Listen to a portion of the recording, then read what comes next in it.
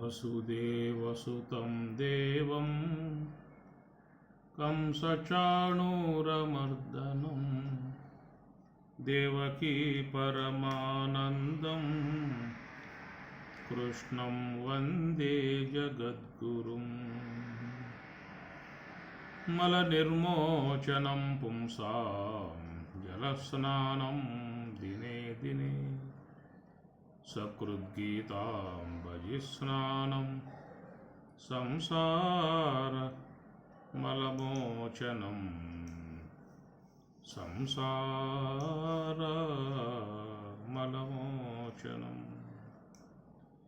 భగవద్గీత 4వ అధ్యాయము జ్ఞానయోగము. శ్రీ భగవానువాచ బహూని మే వ్యతీతాని జన్మాని తవ చార్జున తాన్యహం వేద సర్వాణి నత్వం వేత్త పరంతప. అజోపి సన్నవ్యయాత్మా భూతానామీశ్వరోపి సన్ ప్రకృతిం స్వామధిష్ఠాయ సంభవామ్యాత్మమాయయా. యదా యదా హి ధర్మస్య గ్లానిర్భవతి భారత అభ్యుత్థానమధర్మస్య తదాత్మానం సృజామ్యహం. పరిత్రాణాయ సాధూనాం వినాశాయ చ దుష్కృతాం ధర్మ సంస్థాపనార్థాయ సంభవామి యుగే యుగే.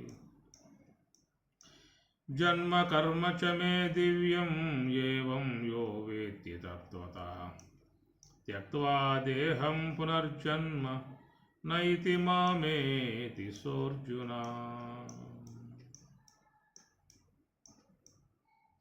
మొత్తం 5 శ్లోకాల్లో స్వామివారు తన అవతార సిద్ధాంత అంశాన్ని ఇక్కడ సంపూర్ణంగా చెప్పుకురాబోతూ ఉన్నారు.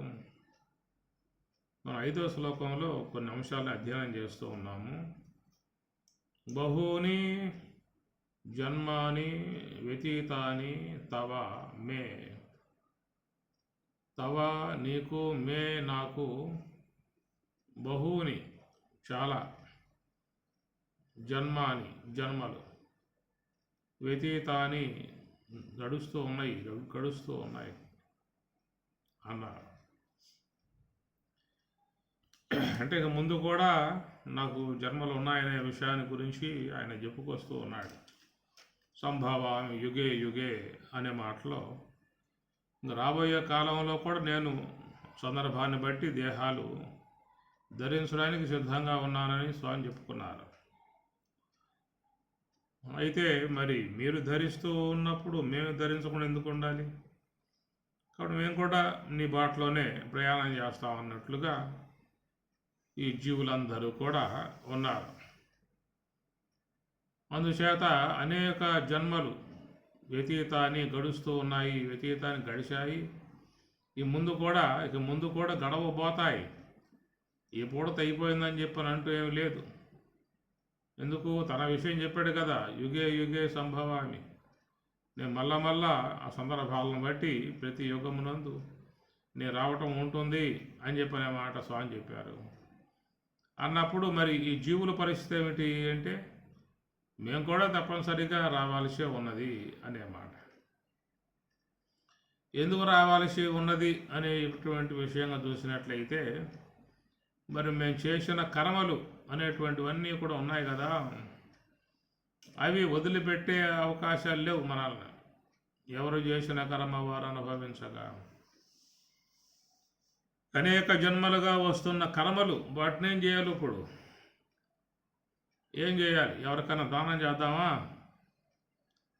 అయ్యా గోదానం చేస్తాము అన్నాం అనుకో, నాకు ఈరా అంటాడు. భూదానం చేస్తున్నాం అని చెప్పి అనగానే అందరూ ముందుకు వచ్చేస్తారు, మాకేవయ్యా 1 ఎకరా స్థలం దానం చేస్తున్నావు కదా, మాకు దానం చేయి అంటారు.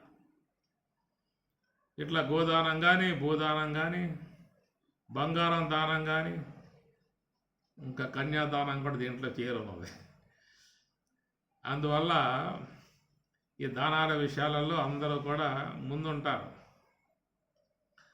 అనేక జన్మలుగా ఉన్న కర్మలు ఉన్నాయి అబ్బాయి, అది నా యొక్క నిధి, మూల నిధి, ఎంతో కాలంగా నేను సంపాదించుకుంటూ వస్తూ ఉన్నాను కనుక ఆ నిధికి నిన్ను వారసుడిగా చేస్తాను, మొత్తం నీకు దారాదత్తం చేసేస్తాను, నా ఆస్తులకు నువ్వే యజమానివి వారసుడివి అని చెప్పి అన్నావు అనుకోండి, ఎవరైనా వచ్చేవాళ్ళు ఉన్నారా? ఏమి అయ్యా నువ్వు నీ నిధులు అని చెప్పి అంటున్నావు కదా, ఏదైనా స్థూల దేహం యొక్క సంబంధమై ఉన్నటువంటి ఏమైనా ఉంటే చెప్పు, నేను వాటికి సిద్ధపడతా అంటాడు వాడు. నీ సూక్ష్మ దేహానికి సంబంధించిన నిధులు మాత్రం నాకు అవసరం లేదు. ఇది ఒక కండిషన్ అన్నమాట. గొప్ప కండిషన్ ఏంటిది. అందుచేత ఉన్న చూసారా, స్థూల దేహం యొక్క సంబంధ నిధులు ఏవైనా పొలాలు, ప్లాట్లు, భూములు, బ్యాంక్ బ్యాలెన్సులు ఇలాంటివి ఏమైనా ఉంటే చెప్పండి, నేను వాటిని చక్కగా తీసుకుంటాను, భద్రపరుచుకుంటాను అంటాడు. కానీ సూక్ష్మ దేహం యొక్క సంబంధమైన నిధులు ఏవైనా ఉంటే మాత్రం అవి నాకు అవసరం లేదని చెప్పి అంటాడు. కాబట్టి ప్రకారంగా స్థూల దేహ సంబంధమై ఉన్న సంపదలు దాన ధర్మాలు చేసుకోవటానికి అవకాశాలు ఉన్నాయి. నువ్వేమైనా సంపాదించుకో, అది డబ్బు రూపకంగా కావచ్చు, బంగారం యొక్క రూపకంగా కావచ్చు, భూమి యొక్క రూపకంగా కావచ్చు. ఇలాంటి వనరులు ఏవైనా స్థూల దేహానికి సంబంధించినవి ఏవైనా ఉంటే మాత్రం అవి ఇస్తాను అంటే చాలామంది ఎగబడతారు, ముందుకు వస్తారు. మరి సూక్ష్మదేహం యొక్క సంబంధ నిధులు వాటి సంగతి ఏమిటి అని చెప్పానంటే దాంట్లో ఎవరో కూడా చేయబెట్టే అవకాశాలు లేవు. అది చేయబెట్టే అవకాశాలు లేవు. నేను దానం చేస్తా అని చెప్పని అన్నా కానీ అది వారసత్వంగా వస్తున్నటువంటి హక్కులు కాబట్టి వాట్లను దానం చేసే అవకాశాలు లేవు. మీకు కూడా చూడండి, కావాలంటే ఎవరైనా దాన ధర్మాలు చేయాలంటే వారసత్వంగా వచ్చేటువంటి ఏవైతే ఉన్నాయో భూములు కానీ ఇవన్నీ కూడా అవి దానం చేసే అవకాశాలు చట్టం ఒప్పుకోదు.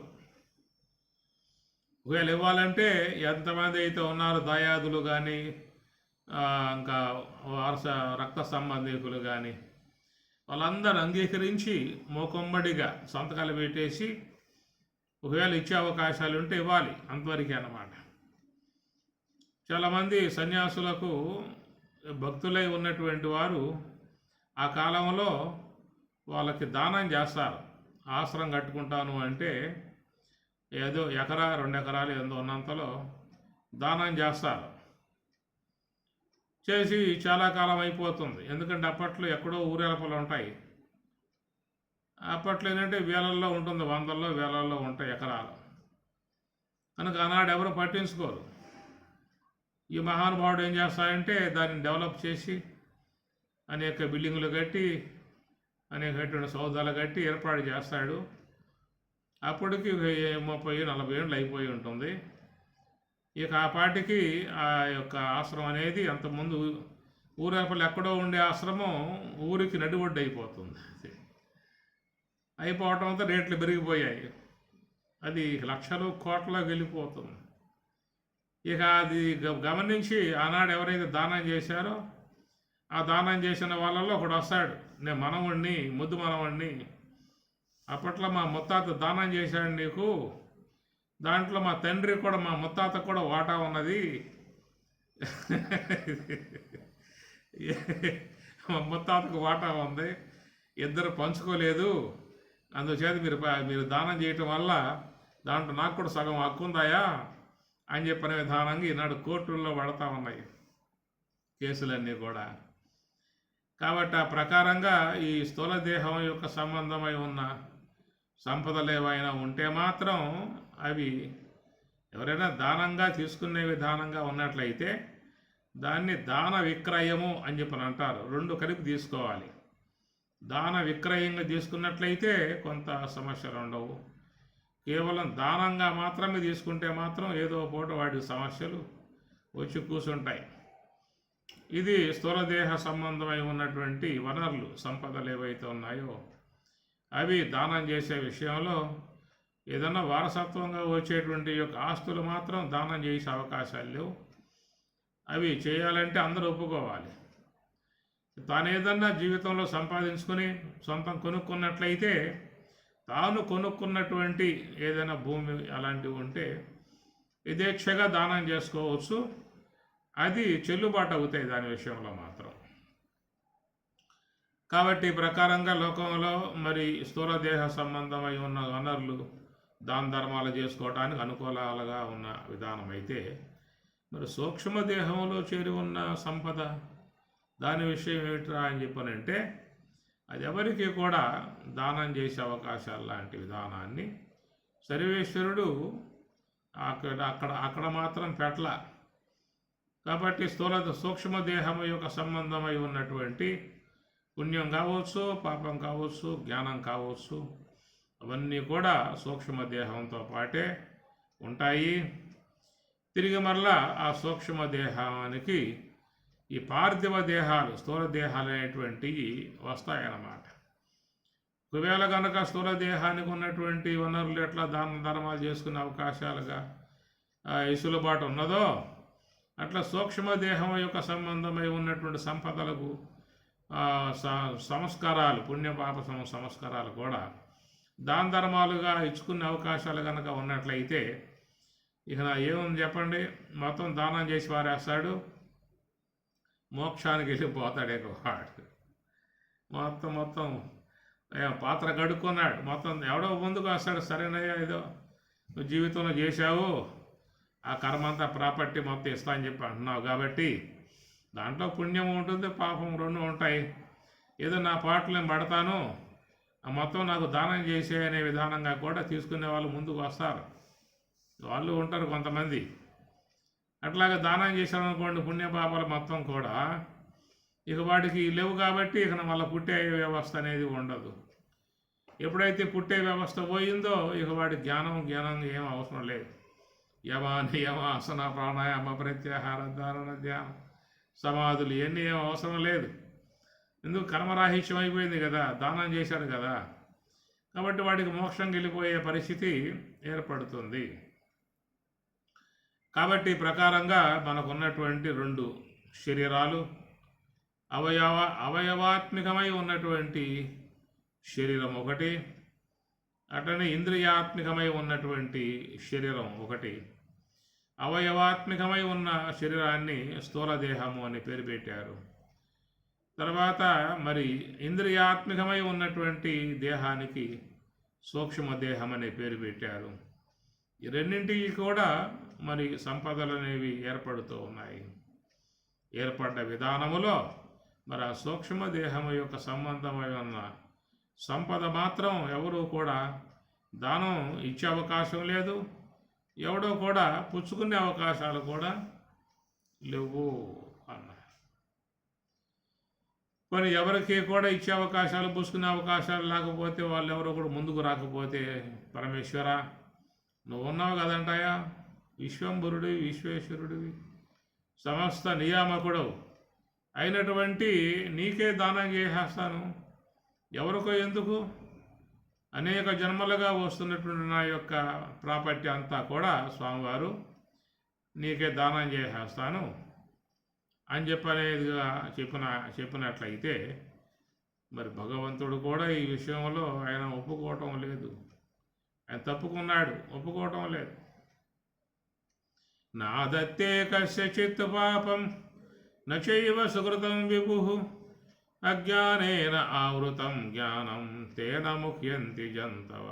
అర్జున నాదత్తే నా ఆదత్తే కస్యచిత్ పాపం కస్యచిత్ ఏ ఒకనొకని యొక్క పాపమును నా ఆదత్తే తీసుకోవటం లేదు. దత్త అంటే ఇవ్వటం, నా ఆదత్తే నేను తీసుకోను. సుకృతం దుష్కృతం నా ఆదత్తే, సుకృతం కావచ్చు దుష్కృతం కావచ్చు ఏదైనా కావచ్చు.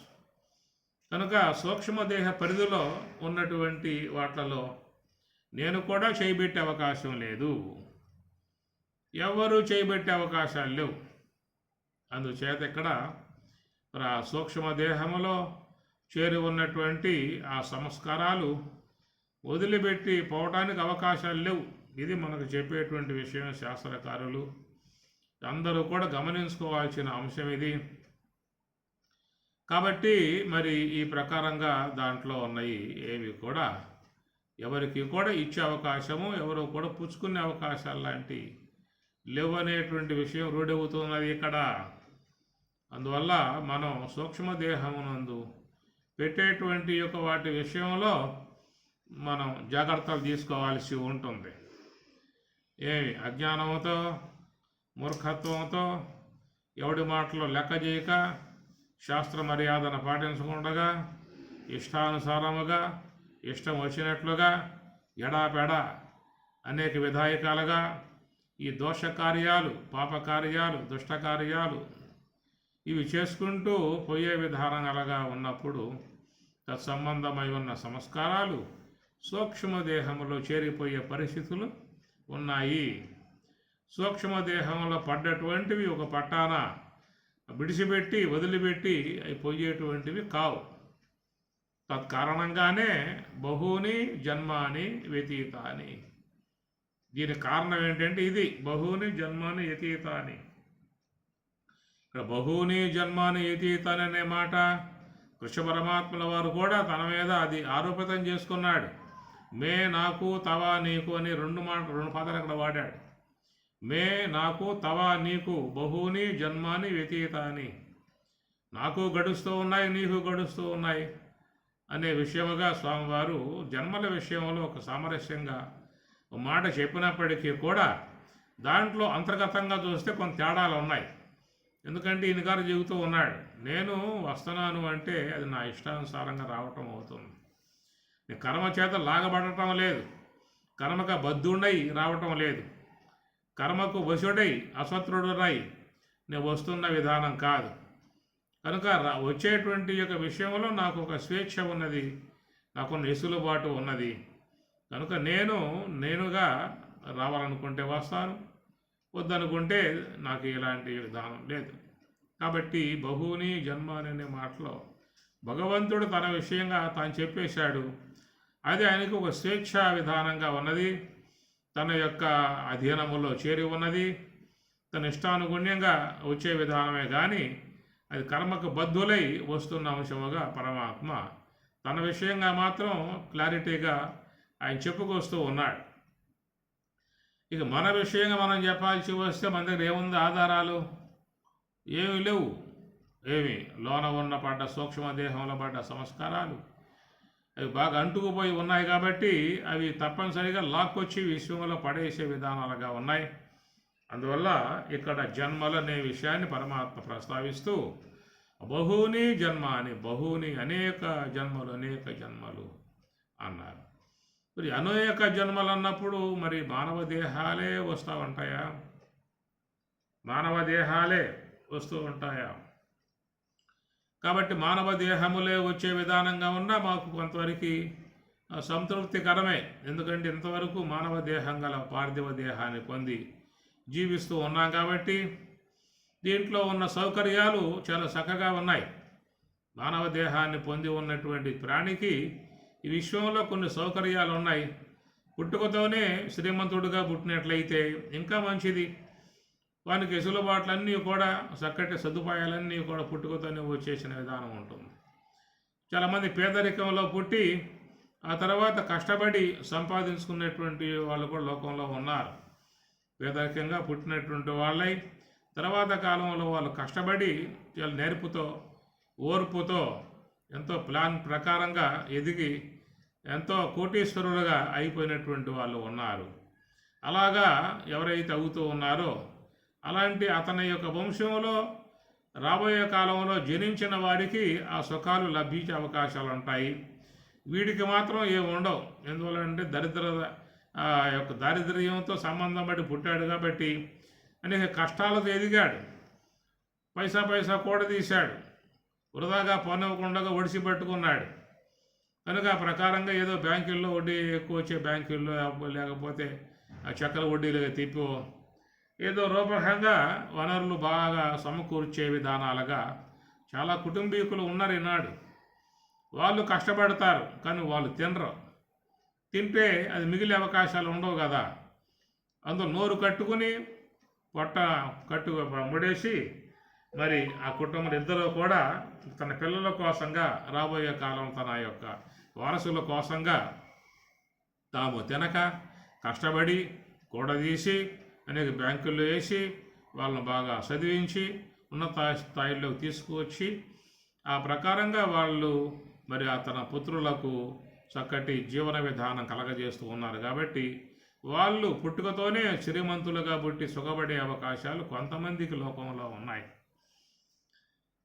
ఆ ప్రకారంగా మరి నేను ఈ యొక్క లోకంలో మానవ దేహం ధరించి వచ్చాను కాబట్టి చాలా సౌకర్య విధాయకాలుగా అనేక రకాలైనటువంటి యొక్క సదుపాయాలతో జీవిస్తూ ఉన్నటువంటి విధానం.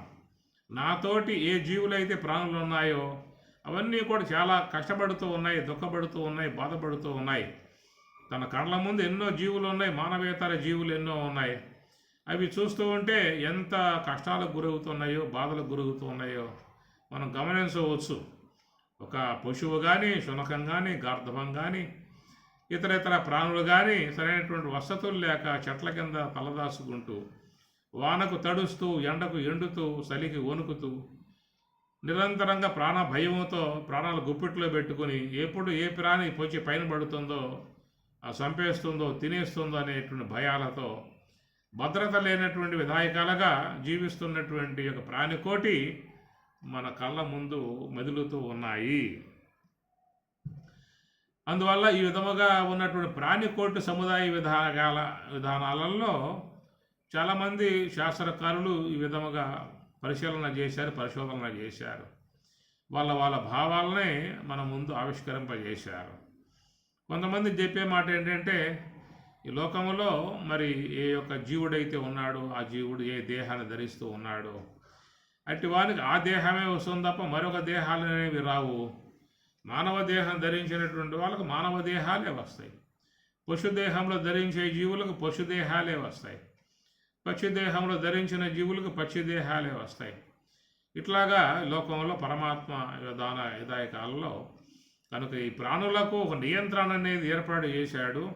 కాబట్టి ఆ నియంత్రణ ప్రకారంగా ఏ జీవి ఏ యొక్క దేహం ధరించి ఈ లోకంలోకి వస్తూ ఉన్నదో అదే దేహాలే తప్ప ఈ శునక దేహం గల ప్రాణి మరొక దేహంలో గార్ధబ దేహంలో కానీ దాంట్లో ఉండి విలువడినటువంటి యొక్క జీవుడు మరొక దేహం పొందటం కానీ ఇలాంటివి ఉండవు.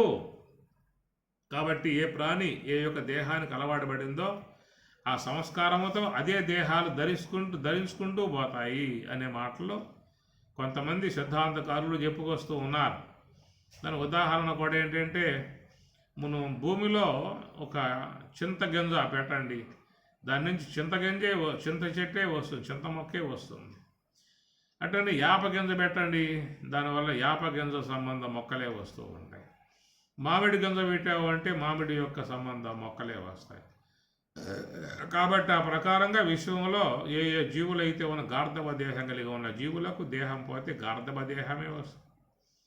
శునక దేహం గల జీవులకు ఆ శునక దేహం పోతే తిరిగి శునక దేహమే వస్తుంది.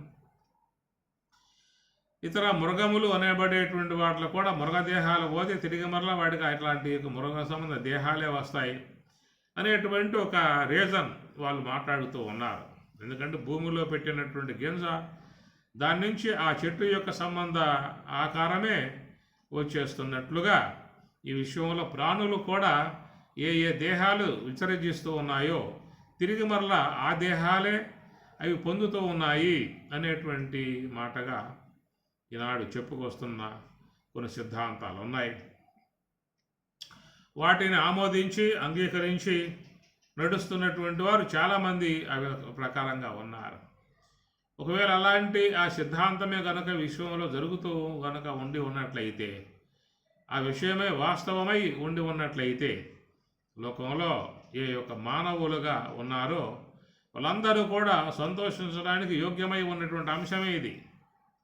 ఎందుకంటే నేను మానవుడినే పుట్టి ఉన్నా కాబట్టి, ఆ పురుష దేహం ధరించి ఉన్నా కాబట్టి నాకు తిరిగి మరలా రాబోయే జన్మ అనేది ఉంటే మళ్ళీ పురుష జన్మే వస్తుంది. ఈ లెక్కను చూస్తే స్త్రీలుగా ఉన్నటువంటి వాళ్ళకి ఈ స్త్రీ దేహాలే ఎప్పుడూ కూడా రావాల్సిన పరిస్థితి ఉంటుంది అన్నారు. ఇక ఇతర జీవుల విషయం వచ్చినట్లయితే నేను చెప్పుకున్నట్లుగా ఇక గోవులుగానే, మృగాలు మృగంగానే, ఏనుగులుగానే, ఒంటెలుగానే, గార్ధములుగానే, ఎలుకలుగానే ఏ యొక్క ప్రాణికి ఏ జన్మ విధానం ఉంటుందో అదే దేహాలు ధరించే విధానాలుగా వస్తూ ఉంటాయి. కాబట్టి ఈ విషయమే కనుక వాస్తవంగా ఉన్నట్లయితే ఈ విషయంలో మానవుడు చాలా సంతోషపడేటువంటి పరిస్థితి. కాబట్టి నాకు ఈ దేహం పోతే మానవ దేహమే కన్ఫామ్, దీంట్లో ఎలాంటి తేడా లేదు, సిద్ధాంతకారులు చెప్పేశారు అనే విషయంలో వాడు చాలా సంతోషపడే పరిస్థితి ఏర్పడుతుంది. ఎందుకంటే మానవ దేహం పోయాక పశువుగాను, పక్షిగాను, క్రిముగాను, కీటకంగాను, దోమగాను, చీమగాను ఇలాంటి దేహాలు ధరించినట్లయితే మరి అక్కడ సరైనటువంటి వసతులు ఉండవు, సరైనటువంటి ఏళ్ళకి ఆహారం ఉండదు, నివాస స్థలములు ఉండవు, జీవితానికి భద్రత ఉండదు.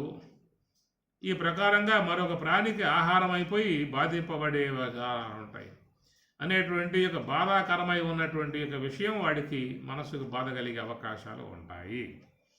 ఇది ఒక సిద్ధాంతకారులు చెబుతున్న అంశము. అందువల్ల మీరేమి కూడా భయపడమాకండి, ఏం భీతి చెందమాకండి. కనుక మీకు ఎలాంటి యొక్క డౌట్లు అవసరం లేదు. మీరు మానవ దేహమే ధరించారు కాబట్టి మీకు యొక్క హక్కులు ఉన్నాయి. కనుక మీకు ఈ బాల్యం, యవ్వనం గడిచి వృద్ధాప్యం కనుక ప్రవేశించినట్లయితే దాని ద్వారా ఈ పార్థివ దేహం పోయి తిరిగి మరల మీకు ఇలాంటి మానవ దేహమే చక్కగా వస్తుంది అనేటువంటి విషయంగా ఉన్నట్లయితే చాలామంది సంతోషించే అవకాశం దీంట్లో ఉంటుంది. అది ఎందుకంటే జన్మ రాహిత్యము, మోక్షము అనే విషయాలు కూడా ఇష్టపడే వాళ్ళు ఉన్నారు. అలాగే ఇష్టపడేటువంటి వాళ్ళుగా ఉన్నప్పటికీ కూడా తాత్వికమును అధ్యయనం చేసినటువంటి విధానం ఉన్నప్పటికీ కూడా వాళ్ళు చేయాల్సిన ప్రయాణం చాలా ఉన్నది. ఎందుకంటే మోక్షం అనేటువంటి యొక్క అంశము అది చాలా క్లిష్టమై ఉన్నది, సంక్లిష్టమై ఉందని చెప్పని అంటున్నారు. ఏమి క్షురస్య దారానిశిత దుర్గ తత్పద కవయో వదంతి అని చెప్పని మాట కూడా చెబుతూ ఉన్నారు. కాబట్టి ప్రకారంగా మోక్షం అనేటువంటిది అంత మనకి సులుబాటుగా చాలా సన్నిహితముగా ఉన్నటువంటి యొక్క అంశము కాదు. ఇది చాలా ప్రయాసపడి సంపాదించుకోవాల్సినటువంటి అంశము. ఇది శాస్త్రకారులు చెబుతున్నటువంటి విధానం. సతు దీర్ఘకాల నిరంతర సత్కార ఆశయుత దృఢభూమి సతు దీర్ఘకాలం నిరంతరం బహూనాం జన్మనామంతే ఇట్లాగా వస్తున్న అంశం. కాబట్టి ఇది చాలా క్రిటికల్గా కొంచెం కష్టపడి సంపాదించుకోవాల్సినటువంటి అంశం. మోక్షం అనేటువంటిది మాత్రం ఇది కష్టపడి సంపాదించుకోవాల్సినటువంటి అంశముగా ఉన్నది. అనగా మోక్షం అనేటువంటి దానికి సిద్ధాంతకారులు కొంతమంది మత సంబంధమై ఉన్నటువంటి వాళ్ళు వాళ్ళ భాషలలో వాళ్ళు చెప్పుకొస్తూ ఉన్నారు. మా విష్ణువుని ఆరాధించండి, మీకు వైకుంఠం ప్రాప్తిస్తుంది, అది నీకు మోక్షం అంటూ ఉన్నారు. మా పరమశివుణ్ణి ఆశ్రయించి సేవించండి, మీకు కైలాసం వస్తుంది, అది నీకు మోక్షం అని చెప్పి అంటూ ఉన్నారు. అట్లా శాక్తేయులు మా అమ్మవారిని సేవించండి, మీకు మా అమ్మవారి యొక్క స్త్రీలోకం ప్రాప్తిస్తుంది, అక్కడ మీరు మోక్షాన్ని పొందుతారు. ఆ ప్రకారంగా మనకి ఈ పురాణ సంబంధములుగా ఏర్పడి ఉన్నటువంటి మతాలు లోకంలో చాలా ఉన్నాయి.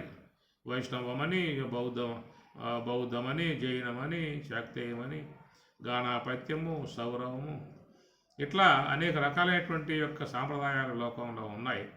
వాళ్ళందరూ కూడా చెప్పేది ఏంటంటే, మేము సూచించినటువంటి దేవతను ఆరాధించినట్లయితే మీకు ఆ దేవతా సంబంధ లోకానికి వెళ్తారు, ఆడే మీరు ఉంటారు, అదే మీకు మోక్షము అనేదిగా మనకి ఈ సిద్ధాంతకారులై ఉన్నటువంటి వాళ్ళు చాలామంది చెప్తున్నటువంటి మాటలు.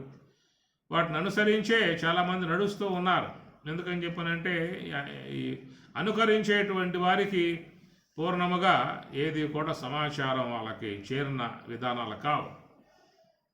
దేని పడ్డ కేవలం మిడిమిడి జ్ఞానమే తప్ప దాని గురించినటువంటి యొక్క పూర్ణమైనటువంటి యొక్క అవగాహన లేదు. కాబట్టి అందుబాటులో వాళ్ళకి ఏదైతే ఏర్పడుతుందో దాన్ని పట్టుకుని దాన్నే వాళ్ళు నమ్ముకొని ఉంటారు. వాళ్ళు చెప్పే మాటలు అనుసరించి నువ్వు మా యొక్క ప్రభువుని సేవిస్తున్నావు కాబట్టి నువ్వు మరి ఉత్తమ లోకాలకు పోతావు అని చెప్పని మా యొక్క బుద్ధుని సేవిస్తున్నావు కాబట్టి నీకు బుద్ధుని యొక్క లోకానికి పోతావు అని చెప్పని, మా అమ్మవారిని సేవిస్తున్నావు కాబట్టి నీకు అమ్మవారి యొక్క స్త్రీలోకానికి నువ్వు పోతావు అని, మా యొక్క వైష్ణవ స్వామిని విష్ణుదేవుణ్ణి పూజ చేస్తున్నావు కాబట్టి మా విష్ణుదేవుడి యొక్క లోకం వైకుంఠానికి నువ్వు మోక్షానికి పోతావు, సాలోక్య సామీప్య సాయుధ్య సారూప్య అలాగా కూడా నీకు అక్కడ లభ్యమయ్యే విధానం ఉంటుంది అని ఈ మోక్ష సంబంధమై ఉన్నటువంటి విషయాలలో శాస్త్రకారులు చాలామంది ఇదే మనకు బోధిస్తూ ఉన్నారు.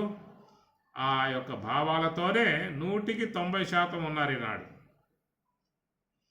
100% ఉన్నారు. ఈ భక్తి మార్గంలో మోక్షం అనే విషయాలలో ఎవరెవరు వాళ్ళకి జీవితంలో తటస్థించి ఉన్నారో, ఎవరు వాళ్ళకి ప్రాప్తించి ఉన్నారో, వాళ్ళ యొక్క మతాన్ని బోధించినప్పుడు మత సంబంధమై ఉన్న భావాలకు ప్రభావితుడై అతడు ఆయన యొక్క మార్గంలో పోతూ మా స్వామి చెప్పారు, మా గురువుగారు చెప్పారు, ఈ విధంగా సేవించినట్లయితే మేము కైలాసం వెళ్తాము, ఆ కైలాసంలో పరమశివునితో ఉంటాము, అదే మాకు మోక్షము అనేటువంటి విధానంగా మోక్షము అనేటువంటి విషయాన్ని ఈ విధంగా చాలామంది నమ్మి మరి పోతున్నటువంటి అంశము. అయితే ఈ విషయాన్ని మనకు యోగ వాసిష్టంలో వశిష్ఠ మహర్షుల వారు కొంచెం దాన్ని ఖండించిన విధానమే. ఆయన చెప్పింది ఏంటంటే, నమోక్షో నపసహ పురుష్టే నపాతాలే నభూతలే మోక్షో హి చేతో విమలం సమ్యజ్ఞాని నిబోధత అన్నాడు యోగ వాసిష్టకారులు వశిష్ఠ భగవానుల వారు ఈ మోక్ష విషయం మీద వారు మనకి ఒక వివరణాత్మక అంశాన్ని అందిస్తూ ఉన్నారు. ఆయన ఏమన్నాడు అని చెప్పానంటే, నమోక్ష నీకు మోక్షం లేదురా అంటే మోక్షమే లేదా అని చెప్పానంటే, లేదు అది కాదు. నమోక్ష నభసహ పురుష్టే నభస అంటే ఆకాశం, నభము అంటే ఆకాశం, నభసహ పురుష్టే ఆకాశముకి పై భాగములో ఏవేవో లోకాలు ఉన్నాయనే విషయం కదా పురాణాలు బోధిస్తూ ఉన్నది. కనుక అది వైష్ణవ లోకం కావచ్చు, శైవలోకం కావచ్చు, బ్రహ్మలోకం కావచ్చు, లేక శ్రీలోకం కావచ్చు, గోలోకం కావచ్చు, ఇంకా అనేక రకమైనటువంటి లోకాలన్నీ కూడా మనకి పురాణాలలో వాటిల్లో వస్తూ ఉన్నాయి. వాయులోకము, గంధర్వలోకము, పితరలోకము ఇట్లాగా వస్తూ ఉన్నాయి. ఇత్యాది నభసహ ఆకాశ భాగంలో చేరి ఉన్నటువంటి ఏవైతే ఉన్నాయో అలాంటి యొక్క లోకాలకు నువ్వు ఒకవేళ పోయినట్లయితే నభసహ పృష్ఠే కాబట్టి ఆ లోకాలకు పోవడం అనేటువంటి విషయం అది మోక్షం కాదు అన్నాడు. నపాతాలే అన్నాడు, అనగా ఊర్ధ్వలోకాలు అధోలోకాలు, ఆతల వితల సుతల మహాతల తలాతల పాతాల అని ఇట్లాగా చెప్పుకొస్తూ ఉన్నారు. అధోలోకాలు భూలోక భూర్లోక సువర్లోక మహర్లోక తపోలోక సత్యలోక అని ఇట్లాగా ఊర్ధ్వలోకాలుగా చెప్పేటువంటి యొక్క విధానాలు ఉన్నాయి. ఈ ప్రకారంగా చూసినట్లయితే అసలు ఈ లోకాలు అనేటువంటి విషయాల మీద కూడా కొంత మనం విశ్లేషించుకోవాల్సి ఉంటుంది. దాని యొక్క ఉనికి, దాని యొక్క అస్తిత్వాల మీద కూడా కొంత మనం శాస్త్రాన్ని ముందు పెట్టుకుని మాట్లాడుకోవాల్సి ఉంటుంది. అది మనం ఎప్పుడైనా ఒకసారి చూద్దాం. కాబట్టి ఈ ప్రకారంగా మరి ఈ జీవుడు మరి ఈ ఆయా ఉపాసన సంబంధ విధానాలుగా ఆయా లోకాలకు నువ్వు పోయినప్పుడు అక్కడ నీకు మోక్షం అనేటువంటి విషయాన్ని మరి బాహాటం ఈనాడు ఆచార్యులుగా ఉన్నటువంటి వారు, సిద్ధాంతకారులై ఉన్నటువంటి వారు మనకు బోధిస్తున్నటువంటి అంశములు ఇవే బోధిస్తూ ఉన్నారు. వైష్ణవులను ఆశ్రయించండి, మీరు విష్ణులోకానికి పోతారు, అదే నీకు మోక్షం అంటారు. శైవులను ఆశ్రయించండి, వాళ్ళు నువ్వు శైవలోకానికి పోతావు, శివుని ఆరాధించి, అదే నీకు మోక్షము అని చెప్పి అంటూ ఉన్నారు. అట్లా బ్రహ్మదేవుణ్ణి ఆరాధించినటువంటి వారు మరి ఆ బ్రహ్మలోకం యొక్క సంబంధమై ఉన్నటువంటి లోకానికి వాళ్ళు పోవడం అనేటువంటి యొక్క అంశము చెబుతూ ఉన్నారు. ఇట్లా లోకాంతర సంబంధ గమన విధానాలే మనకు చాలా వరకు సొసైటీలో ఈ ఉపాసన సంబంధమై ఉన్న అంశాల మీద 190% నడుస్తున్నటువంటి విధానం. కానీ ఇక్కడ చెప్పే విషయం యోగ వాసిష్టంలో నమోక్ష నభసహ పృష్ఠే నపాతాలే అన్నాడు. పాతాల లోకాల్లో పోయినా మోక్షం కాదు అన్నాడు. భూతలే, ఈ భూతలంలో కూడా నీకు ఎక్కడా కూడా మోక్షం యొక్క సంబంధమై ఉన్న అంశం లేదు అన్నాడు. మరి చివరికి చెప్పిన మాట ఏంటి ఆయన అని చెప్పనంటే, మోక్షౌహి చేతో విమలం సమ్యజ్ఞాని నిబోధత మోక్షోహి మోక్షం అని చెప్పి అన్నట్లయితే చేతః విమలం, నీ యొక్క మనస్సు శుద్ధం కావాలి. నీ మనస్సు శుద్ధం కావాలి అంటే అంతర్ముఖం కావాలి. అంతర్ముఖం అయితేనే నీ మనస్సు శుద్ధమవుతుంది, బహిర్ముఖం అయితే మలినమవుతుంది.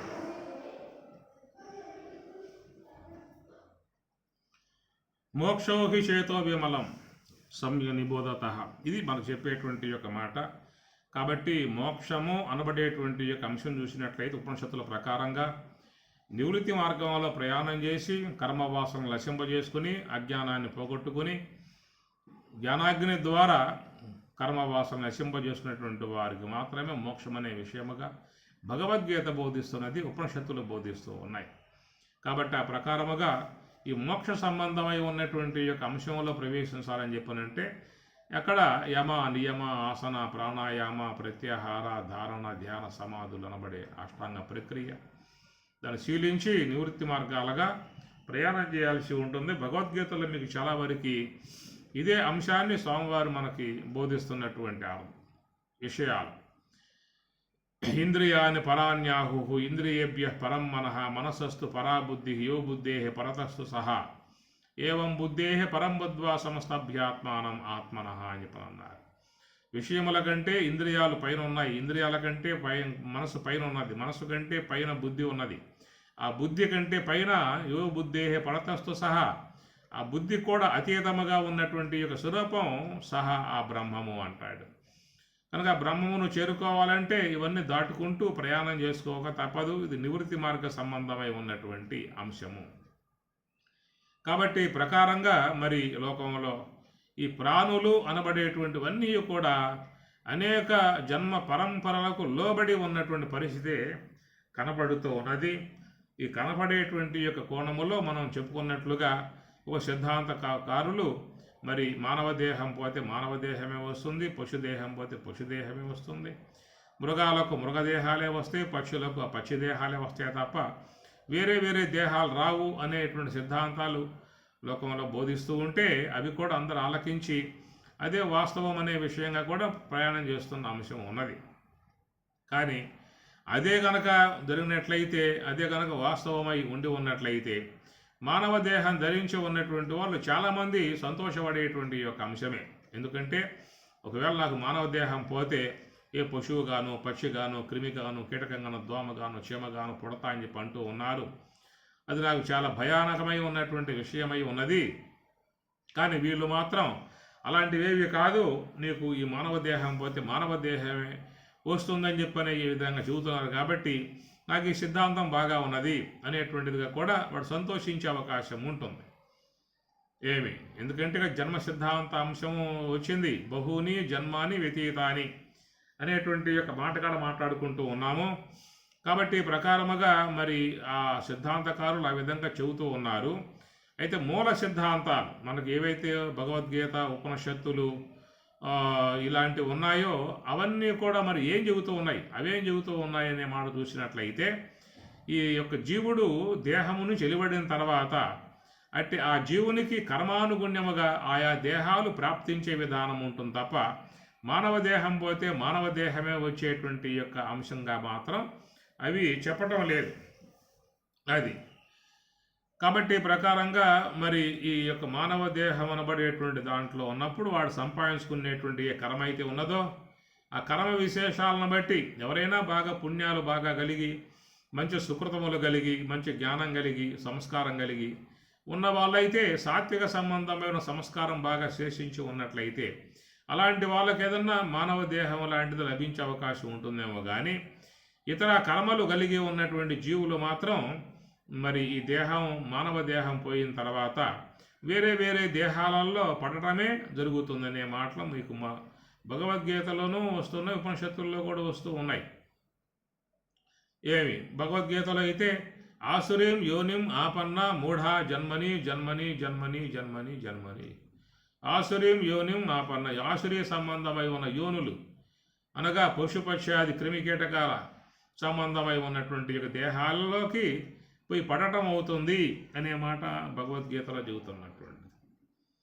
భాగవతంలో కూడా ఇదే అంశం ఇక్కడ చెప్పడం జరుగుతూ ఉన్నది. కలయోనులెందెల్ల గర్భాద్యవస్థల పురుషుండు దేహి అయి పుట్టుచుండు. కలయోనులెందెల్ల, కలయోనులు అని చెప్పనంటే నానా రకాలై ఉన్నటువంటి యొక్క జీవులు, ప్రాణులు అలాంటి దేహాలలో పోయి పడి పుట్టాల్సిన పరిస్థితి అనేటువంటిది ఏర్పడుతుంది అని భాగవతంలో వస్తూ ఉన్నది. భగవద్గీతలో యం యం వాపి స్వనం భావం త్యజతి అంతే కలేబరం తం తం ఏవ ఏతి కౌంతేయ సదా తద్భావభావ. కాబట్టి మరణకాలములో అంత్య కలేబరం, ఆ దేహం వదిలే సందర్భంలో ఎవరెవరు ఏ ఏ సంస్కారం కలిగి ఉండి ఆ సంస్కారానుగుణ్యముగా ఆ తలంపులుగా పోతారో అటు వారికి ఆయా అలాంటి తం తం ఏవ ఏతి కౌంతేయ, అలాంటి దేహాలే వాళ్ళు పొందుతూ ఉన్నారు అనేది కూడా మీకు పరమాత్మ గీతలో చెప్పినటువంటి అంశము. ఇది ఉపనిషత్తుల్లో కూడా యోనిం అన్యే ప్రపద్యంతే శరీరత్వాయ దేహినః స్థాణుం అన్యే ప్రపద్యం అని కఠోపనిషత్తులో కూడా ఈ విషయాన్ని యమధర్మరాజు ప్రస్తావించడం జరిగింది. యోనిం అన్యే ప్రపద్యంతే శరీరత్వాయ దేహినః, దేహినః ఈ జీవులు యోనిం అన్యే, లోకములో అనేకమైనటువంటి యొక్క మరి ఆ పశువు, పక్షి, క్రిమి, కీటక దోమ ఇవన్నీ కూడా గర్భము నుంచి పుట్టుకొస్తూ ఉన్నాయి. ఎందుకంటే ఉద్బీజములు అంటారు. ఉద్బీజములు అంటే ఆ యొక్క భూమిని చీల్చుకుంటూ పుట్టేటువంటి వృక్షాలను ఉద్బీజములు, వృక్షములు అంటారు వాటిని. అండజములు అంటే అండము నుంచి పుట్టేటువంటివి, జ అంటే పుట్టడం. అవి పక్షులు, పాములు ఇవన్నీ కూడా అండము నుంచి పుట్టే విధానాలు. ఇవన్నీ కూడా అండజములుగా ఉన్నటువంటి జీవులుగా లోకంలో ఉన్నాయి. మాలిన్యములు అంటే మురుగు అన్నమాట. బాగా ఒక పదార్థం కుళ్ళిపోయింది అంటే ఆ కుళ్ళిపోయిన పదార్థం నుంచి కొన్ని జీవులు ఉత్పన్నం అవుతాయి. మీరు ఒక పదార్థం వండి అట్లాగే పెట్టండి, 4 పూట్ల వారం అయ్యిందా అంటే ఆ పదార్థం నుంచి అనేక జీవులు మీకు పైకి వస్తాయి, పుడతాయి అన్నమాట. అట్లాగా మాలిన్య జములు అనగా మురుగు నుంచి, మలాల నుంచి అనేక జీవులుగా పుట్టే విధానాలుగా ఉన్నాయి. ఇట్లా 3 రకాలుగా చెప్పుకొచ్చారు. ఉద్బీజములు, అండజములు, మాలిన్యజములుగా చెప్తే ఇక మిగతాయి యోనిజములు అన్నారు. యోనిజాలు అని చెప్పనంటే మానవులు, పశువులు, ఇంకా ఏనుగలు, గుర్రాలు ఇలాంటివన్నీ కూడా యోనిజములే. కాబట్టి ఆ ప్రకారంగా పుట్టేటువంటివిగా ఉన్నాయి. అందువల్ల మీకు కఠోపనిషత్తులో యోనిం అన్యే ప్రపద్యంతే శరీరత్వాయ దేహినః స్థాణుం అన్యే ప్రపద్యంతే, ఈ స్థాణు అనగా భూమి నుంచి పుట్టేటువంటివిగా ఉన్నాయి, అనేక యోనుల నుంచి పుట్టేటువంటివిగా ఉన్నాయని కాటకవల్లి ఉపనిషత్తులు బోధిస్తూ ఉన్నాయి, భగవద్గీత బోధిస్తున్నది, భాగవతం బోధిస్తున్నది. ఇలాంటి సిచ్యువేషను మనకి శాస్త్రాల్లో కనబడతా ఉన్న పరిస్థితి. దీన్ని దృష్టిలో పెట్టుకుని మన పద్ధతులు ఏమన్నా కొంత మార్పులు చేసుకున్నట్లయితే మనం కొంత సేఫ్ అయ్యే అవకాశాలు ఉంటాయనేది కూడా కొంత ఆలోచించుకోవాల్సి ఉంటుంది. ఎందుకంటే పరమాత్మ 6వ అధ్యాయంలో చెప్పాడు కదా, యోగ భ్రష్ట అభిజాయితే అని చెప్పినట్టు వారు శుచీనాం శ్రీమతాంగేహే, శుచిమంతులు శ్రీమంతులుగా ఉన్నటువంటి గృహాలలో వాళ్ళు జనిస్తున్నారు అనే మాట అన్నాడు. అయితే ఎవరు జనిస్తున్నారు అట్లాగా అనే మాట చూసినట్లయితే, ఎవరైతే యోగ భ్రష్ట, జ్ఞాన భ్రష్ట, భక్తి భ్రష్ట ఏదో చెప్పుకోవచ్చు అక్కడ మనం. స్వామివారు అయితే మాత్రం యోగ భ్రష్ట అనే పదం వాడారు. ఒకవేళ ఇంకా సత్కర్మలలో చేరి ఉన్న అంశాలే కాబట్టి జ్ఞాన భ్రష్ట అని చెప్పని భక్తి భ్రష్ట అని కూడా చేర్చుకోవచ్చు మనం. ఎందుకంటే ఇవి కూడా దైవ సంబంధమై ఉన్న అంశాలు కాబట్టి, జ్ఞాన సంబంధమై ఉన్న అంశాలు కాబట్టి వీళ్ళు కూడా ఆ పుణ్య సంస్కార ప్రభావంతో జ్ఞాన సంస్కారము, భక్తి సంస్కారము, భగవద్ ఆరాధన సంబంధ సంస్కారాలు ఇలాగా ఉన్నటువంటి వాళ్ళ విషయంలో మాత్రం స్వామివారు కొంత మనకి ఎసులుబాటు కలగజేశాడు. వాళ్ళు తప్పనిసరిగా శుచీనాం శ్రీమతాంగేహే యోగ భ్రష్ట, అలాంటి వాళ్ళు కొంచెం మంచిగా మానవ దేహం గల ప్రాణి దేహాలలో జనించే అవకాశాలు ఉన్నాయనేటువంటి మాటగా చెప్పుకొచ్చారు. కాబట్టి మనందా చెప్పుకున్నట్లుగా మానవ దేహం పోయిన వాడికి మానవ దేహమే వస్తుంది, పశుదేహం పోయిన జీవికి పశుదేహమే వస్తుంది, మృగదేహం పోయిన జీవికి మృగదేహమే వస్తుంది, దోమదేహం పోయిన జీవికి దోమదేహమే వస్తుంది అనే సిద్ధాంతం ఈనాడు ప్రచారంలో ఉన్నది. మీకు అందరికీ తెలుసు ఆ విషయం కూడా. కాబట్టి ఇది చాలా వినటానికి ఎంతో సొంపుగా ఉన్నది, ఇంపుగా ఉన్నది, మనసుకు కొంచెం ఆనందకరంగానూ ఉంటుంది, ఆహ్లాదకరంగానూ ఉంటుంది. ఎందుకంటే ఎవరికి ఉండదండి.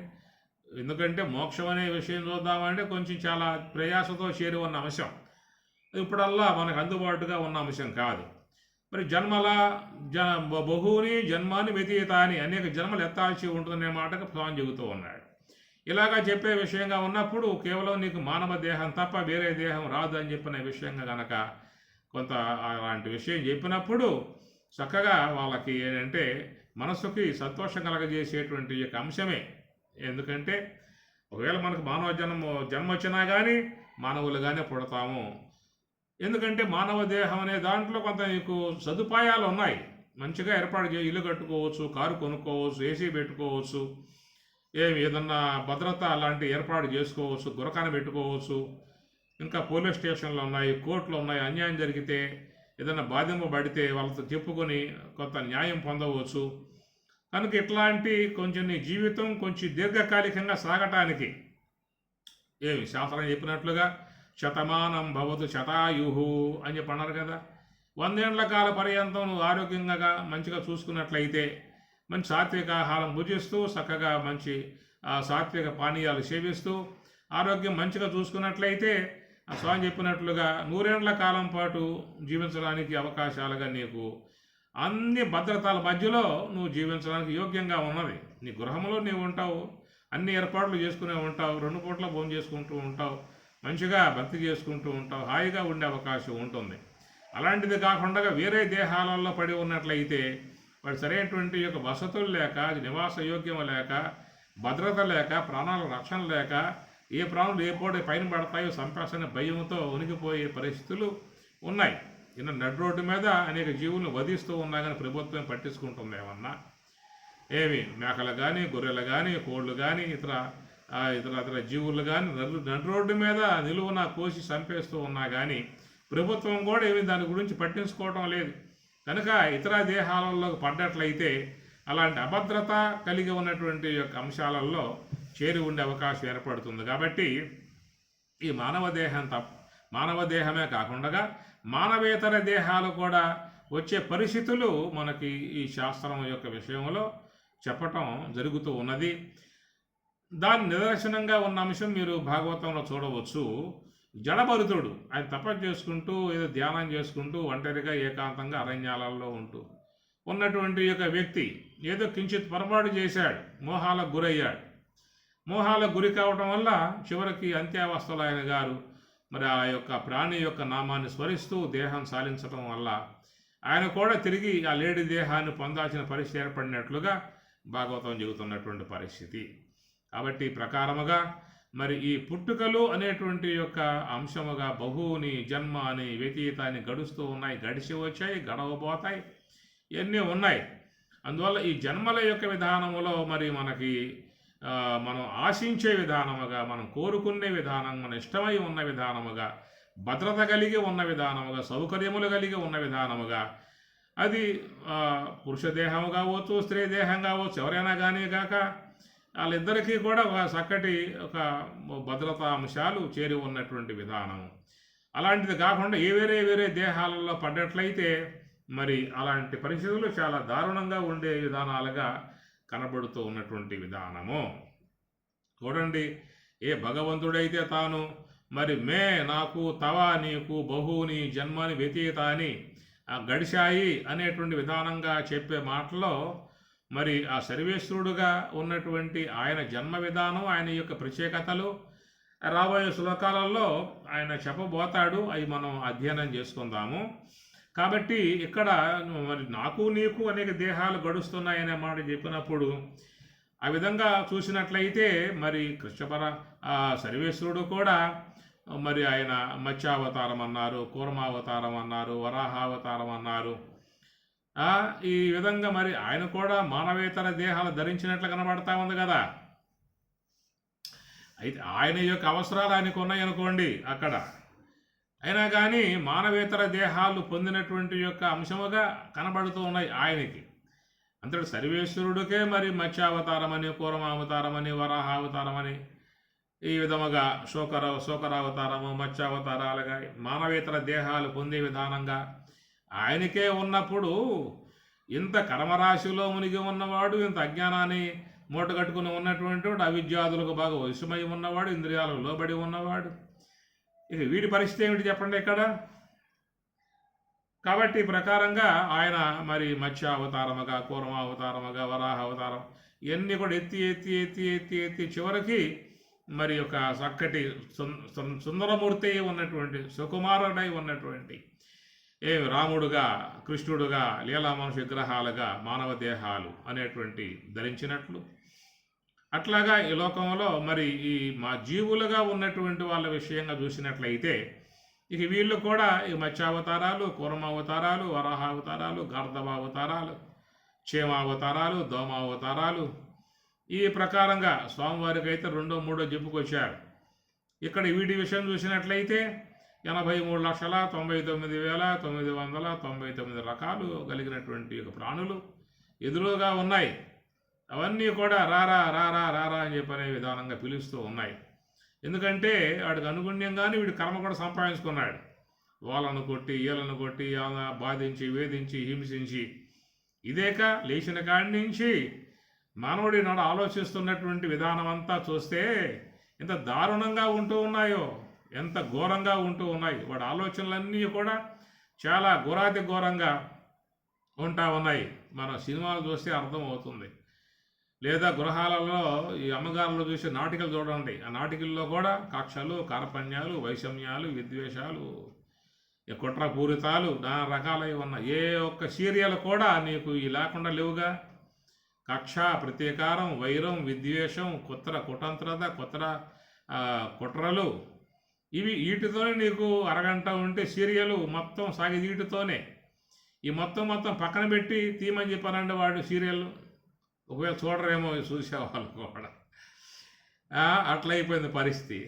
ఎందుకంటే వాడు తీయటం కూడా ఇవన్నీ ఇళ్లలో ఉన్నాయి కదా, ఇళ్లలో ఉన్నాయి కాబట్టి ఎట్లా సునాయాసముగా అట్లా అధ్యయనం చేసి, అభ్యాసం చేసి ఆ జీవితాన్ని ఆ విధంగా నడుపుకోవటానికి అవకాశం ఉంటుందనే విషయాలు బాగా వాళ్ళకి నూరిపోసే విధానంగా చాకచక్యంగా నువ్వు చేసినా కానీ చేయని వాళ్ళలాగా ఉండాలి, చెప్పినా కానీ చెప్పని వాళ్ళలాగా ఉండాలి. ఈ ప్రకారంగా చాకచక్యంగా చేసుకోబోయే విధానాలుగా ఉన్నవన్నీ కూడా మీకు వాటిల్లో కనబడతా ఉన్నాయంటే వ్యక్తిత్వములు ఏ ప్రకారంగా ఈనాడు కలిగి ఉన్నాయో స్పష్టముగా చూడవచ్చు. గమనించండి ఇవన్నీ కూడా. ఎందుకంటే గమనించాల్సిన అంశం ఒకటి ఉన్నది ఇక్కడ. ఎందుకంటే మన యొక్క చుట్టూ ఉన్నటువంటి యొక్క మానవ సముదాయం ఏది కనబడుతూ ఉన్నదో, ఈ కనబడేటువంటి యొక్క మానవ సముదాయంలో మానవ సంబంధమై ఉన్న తొడుక్కుని ఉన్నటువంటి గత జన్మలలో అనేక మృగాలుగా, క్రూర మృగాలుగా, తోడేళ్లుగా జన్మించినటువంటి యొక్క జీవులు కూడా ప్రవేశించి ఉన్నటువంటి యొక్క మానవ శరీర ఆకృతులు కప్పుకొని ఉన్నటువంటి వాళ్ళు చాలామంది విశ్వంలో మన చుట్టూ చేరి ఉన్నటువంటి జీవులు. కాబట్టి వాళ్ళ క్రౌర్యములు కానీ, వాళ్ళ ద్వేషములు కానీ, వాళ్ళ విద్వేషములు కానీ, వాళ్ళ యొక్క కుట్రలు కానీ, కుతంత్రాలు కానీ చూసినట్లయితే ఇతర జీవులు ఏ ప్రకారంగా తోడేళ్ళు అని చెప్పని అంటాము, సింహాలు అంటాం, పులులు అంటాం, క్రూర మృగాలు అంటాం కదా. ఎందుకంటే అవన్నీ ఈ పక్కకు వస్తూ ఉన్నాయి. ఈ పక్క ఉన్నటువంటి యొక్క మానవ జీవులు ఆ పక్కకు పోతూ ఉన్నాయి. ఇది ఒక ప్రవాహంగా నడుస్తూ ఉన్న విధానాలు. ఏమి అసూర్యానామతే లోక అందేన తమస ఆవృతాః తాంతే ప్రేత్యాభిగచ్చంతే ఏకేచ ఆత్మహనః జనాః అని పరమాత్మ ఈశావాస్యంలో చెబుతూ ఉన్నాడు. అసూర్యానామతే లోకాః అందేన తమస ఆవృతాః, అంధత్వంతో, తమస్సుతో, దుష్ట కార్యాలతో, దుష్ట సంస్కారాలతో పెరిగి ఉన్నటువంటి యొక్క జీవులు ఎడగబోతున్నాయి అని చెప్పనంటే ఏమి ప్రేత్య ఈ దేహములు చాలించిన తర్వాత అవన్నీ కూడా మరి ఇతర దేహాల్లోకి పోతున్నాయి అన్నాడు. ఆత్మహనః జనాః, ఆత్మహనః అంటే మరి ఆ వాళ్ళు ఈ విధముగా విషయాలు తెలిసిండు కూడా ఇతరులను వేధించడము, బాధించడము, హింసించడము, క్రూరంగా ప్రవర్తించడము, ఇవన్నీ కూడా కుటుంబాలలో మీకు శుద్ధంగా చూడవచ్చు. అత్త కోడళ్ళల్లో ఐక్యత లేదు. ఎప్పుడు కూడా కుతంత్రాలతో వాళ్ళు ఇరువురు కూడా లోపల కుళ్ళిపోతూ ఉంటారు. ఈ కుటుంబాలు చాలా ఉన్నాయి, చాలా చోట్ల ఉన్నాయి. కాబట్టి ఏంటంటే ఇలాంటి స్వభావాలు కలిగినటువంటి విధాయకాలుగా జీవించినటువంటి వాళ్ళు అసూర్య నామతే లోకాహ అందేన తమస ఆవృతాహ తాన్ తే ప్రేత్య అధిగచ్చంతి. అలాంటి దేహాలలోకే ఈ జీవులు పోతూ ఉన్నాయి అని అంటుంది ఈశావాస్యోపనిషత్తు. ఎందుకంటే ఆత్మహనహ జనాహ, వీళ్ళు ఆత్మహంతకులుగా లోనున్నటువంటి యొక్క వ్యక్తిత్వమును క్రూరంగా తయారు చేసుకుని జీవించడం కారణముగా వాటిల్లోకి పోతూ ఉన్నారు అన్నారు. కాబట్టి వీళ్ళందరూ కూడా ఆ దేహాలలోకి పోతూ ఉంటే ఆ దేహాలలో ఉన్న జీవులు మళ్ళీ ఈ దేహాలలోకి రావడం జరుగుతూ ఉన్నది. కాబట్టి మన చుట్టూ మానవ దేహాలు కలిగి ఉన్నటువంటి వాళ్ళందరూ కూడా మానవులుగా భావించుకుంటూ ఉన్నటువంటి విధానమే కానీ లోన ఉన్నటువంటి యొక్క వ్యక్తిత్వములు వేరే వేరే జీవులలో జీవించి వచ్చినటువంటి యొక్క వాళ్ళు చాలామంది ఈ శరీరాలలో ఉన్నారు. కాబట్టి జాగ్రత్త, గవర్దార్ జాగ్రత్త. వ్యక్తులతో చాలా మెలకువగా ప్రవర్తించండి. ఎంతవరకు అంతవరకు మాత్రమే వాళ్ళతో అనుబంధాలు కలిగి ఉండండి. ఎంతవరకు మాట్లాడాలో అంతవరకే వాళ్ళతో మాటలు కలపండి. మీకున్నటువంటి గోప్యములుగా రహస్యాలు కానీ పబ్లిక్ చేసినట్లయితే వాళ్ళు తీసుకుని టమాటమా కొట్టిపారేసి మొత్తం ముంచేసే ప్రయత్నం చేసే విధానాలు ఉంటాయి. ఇవన్నీ చాలా లోకంలో మరి ఘోరాతి ఘోరముగా ఉన్న విధాయకాలు. కాబట్టి ప్రకారముగా బహూని జన్మాని వ్యతీతాని అనేటువంటి యొక్క మాటగాడ చూసినట్లయితే రాబోయే పరిణామాలు ఎలాంటి స్థాయిలలో పోతాయో గమనించుకొని ఇక్కడే ఈ విధంగా మన శాస్త్రకారులు, గురువులు, మహాత్ములు చెప్పేటువంటి సత్కర్మలు లాంటి విధాయకాలు, సాత్విక సంబంధమై ఉన్న కర్మలు, సాత్విక సంబంధమై ఉన్న దైవభక్తి, సాత్విక సంబంధమై ఉన్న ధ్యానాదులు, ఇలాంటివి జీవితంలో మరి చేయటానికి అవకాశాలు లాంటివి ఏమన్నా ఉన్నట్లయితే ఉన్నంత మేరకు అలాంటి యొక్క కార్యాలు చేసి పుణ్య సంబంధ సంస్కారాలు పెంపొందింపజేసుకున్నట్లయితే వాటి వల్ల మనం కాపాడబడి ఏదన్నా జీవితంలో ఉన్నత స్థాయిల్లోకి ప్రయాణమైపోయే అవకాశాలుగా మానవ దేహం నుంచి దైవదేహానికి, దైవదేహం నుంచి బ్రహ్మదేహానికి, బ్రహ్మదేహం నుంచి శుద్ధ బ్రహ్మ స్థాయికి ఎదగటానికి అవకాశాలుగా ఉన్నాయి అనేటువంటి విషయం మీద వ్యక్తులు అవగాహన చేసుకుని ప్రయాణం చేయాల్సి ఉంటుంది. కాబట్టి ఇక్కడ మనం గమనించాల్సిన అంశం ఏంటంటే బహూని జన్మాని వ్యతీతాని గడిశాయి అన్నాడు. అంటే ఇంతటి గడిశాయి అన్నావంటే ముందు గడవా అది కూడా ఉంది మాట. జాతస్య హి ధ్రువో మృత్యు, ఏమి జాతస్య పుట్టినవాడు పోతూ ఉన్నాడు, మృతస్య పోయిన వాళ్ళు వస్తూ ఉన్నారు. అందుచేత మాట చెప్పున్నది. కాబట్టి వ్యతీతాని గడిశాయనే కాదు గడవబోతాయి అనే అంశం కూడా మనం గ్రహించుకోవాల్సి ఉంటుంది. కనుక ఈ జన్మ సంబంధమై ఉన్నటువంటి అంశాల మీద మే అని పరమాత్మ తనను కలుపుకున్నాడు. తవ నీకు అనే మాట మనల్ని కలిపాడు. ఇరువురు కలిపి వ్యతీతాని జన్మాని అనేటువంటి మాటగా చెప్పినా కానీ ఆ తర్వాత సులకాలంలో తన విషయం భిన్నముగా ఉన్నటువంటి కోణములో తాను చెప్పుకురాబోతాడు. కానీ మన విషయం మనం ఎక్కడ కొంతవరకు మనం చూసుకోవాల్సి ఉంటుంది. మనం ఈ విషయంలో శాశ్వతముగా ఉండబోయే వాళ్ళము కాము. ఏ పూట అరహర మహాదేవ శంభో శంకర శంకు గంట మోగుతుందో ఎవరికీ తెలియదు. రేపటి దాకా ఉంటాం అని చెప్పని అనుకుంటూ ఉన్నాం. పొద్దున్నే లెగుస్తాడో లేకపోతే పడుకున్న తర్వాత అడ్రస్ లేని వ్యవహారం అంతా కూడా. కాబట్టి అస్థిరమై ఉన్నటువంటి అస్థిరం లోకం, అస్థిరం దేహం, అస్థిరమై ఉన్నటువంటి విధానం. ఆడే ఊపిరి ఆగితే ఏం చేస్తామండి? మనం ఏం చేయగలుగుతాం చెప్పండి? ఆడుతానే ఉన్నది ఊపిరి, పడుకున్న తర్వాత ఆగిపోయింది. అది ఎవడేం చేస్తాడు? దాన్ని ఏమన్నా ట్యూబులో గాలి కొడతారేమన్నా? అవకాశాలు లేవు. పరమాత్మ ఎక్కడ చెబుతూ ఉన్నమాట బహుని జన్మాని వ్యతీతాన్ని గడుస్తూ ఉన్న విధానం. కాబట్టి ఈ విషయం మీద కొంత ఆలోచన చేసుకోవాలి. మనం కూడా ఏదో స్వామి చెప్పాడు విన్నాం, అయిపోయింది, శాంతి మంత్రంతో మర్చిపోయాం, స్వామి గారు పోతే స్వామికి చేసుకుంటాం, మన ఇంట్లో మనం పడుకుంటాం అనే రీతుల్లో ఉంటే మాత్రం ఏ ఉపయోగం లేదు. ఎవరికి వారుగా కొంత విచారణ కూడా చేసుకోవాల్సిన అంశం ఉంటుంది. ఇంకా దీని మీద కొంత విచారణాత్మక అంశం కూడా ఉన్నది. రేపు దాని మీద కొంత ప్రయాణం చేద్దాము. వినండి, విన్న విషయాలు కొంచెం ఆలోచింపదగినటువంటి యొక్క విషయాలు ఇవి. ఏదో గుడ్డిగా మనం ఏమీ శాస్త్రాలు వల్లిస్తున్న అంశం కాదు. ఆ ఉన్నటువంటి విషయాన్ని మన యొక్క కోణం మనం చూస్తూ ఉన్నాం, శాస్త్రాన్ని ముందు పెట్టుకుని చూస్తూ ఉన్నాం. కాబట్టి మన అవగాహన పెంపొందింపజేసుకొని మన జీవన విధానాలని ఎట్లా ఏ యొక్క రూపముగా మలుపు తిప్పుకోవాలో అవి మనం చూసుకుని ప్రయాణం చేసుకోవాల్సిన ఆవశ్యకత అనేది ఉంటుంది. వీటి మీద మీకు డౌట్లు కూడా కొన్ని రావచ్చు, అవి మీరు రాసి పెట్టుకోండి. ప్రశ్నోత్తర వేదికగా పెట్టుకున్నట్లయితే దాని మీద కూడా కొంత వివరణాత్మక అంశాలు కూడా మనం పొందటానికి అవకాశం అనేది ఉంటుంది. ఇది గమనించుకోవాల్సినటువంటి అంశం. ఏదో విన్నామా లోన పడేసుకున్నామా పొద్దున కల్లా మర్చిపోయామా అనేది కాదు. ఇది సీరియస్, ఆధ్యాత్మికం అనేటువంటిది సీరియస్. ఇది విషయాన్ని జీవితానికి బాగా ఆలోచనాత్మకంగా తీసుకోవాల్సి ఉంటుంది. ఏదో పురాణం విన్నావు మర్చిపోయావు పర్వాలా, భారతాన్ని విన్నావు మర్చిపోయావు పర్వాలా, అది నీకు అవసరం లేదు. భారతం అనేది పాండవుల కౌరవుల యొక్క సంబంధ అంశాలు, అది నీకెందుకు. రామాయణం అనేది రాముడి యొక్క విషయం, అది నీకెందుకు. కాబట్టి నీ విషయం నువ్వు చూసుకోవాలి, నీ విధానం నువ్వు చూసుకోవాలి. రేపో మాపో ప్రయాణానికి సిద్ధపడుతూ ఉన్నావు, ఆ తర్వాత పరిణామాలు ఏమిటో కొంత ఇక్కడే ఆలోచించుకోవాల్సి ఉంటుంది. రేపు ఎట్లా అనే విషయం ఆలోచించుకోవటం లేదు. రేపు ఎట్లా పెళ్ళి అయితే పిల్లలు పడతారు, వాళ్ళ పిల్లలకు చదువులు ఉంటాయి, వాళ్ళ పెళ్ళిళ్ళు ఉంటాయి, పేరెంటాలు ఉంటాయి, కట్నాలు ఉంటాయి, కానుకలు ఉంటాయి. ఇవన్నీ భరించాలంటే ముందు నుంచి ఏకతపడాలి అని చూసుకోవడం లేదా. అట్లాగా నీ జీవితం యొక్క భద్రత విషయం కూడా ప్రతి ఒక్క వ్యక్తి ఆలోచించుకోవాల్సి ఉంటుంది.